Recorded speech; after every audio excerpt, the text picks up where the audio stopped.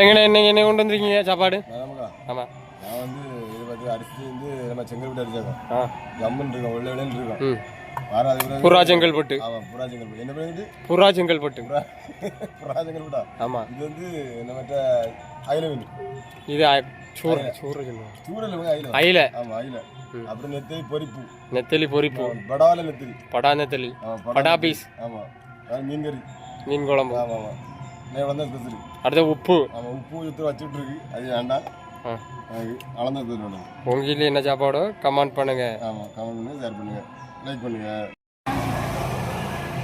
விஜய் என்ன பண்ணுதுக்கா?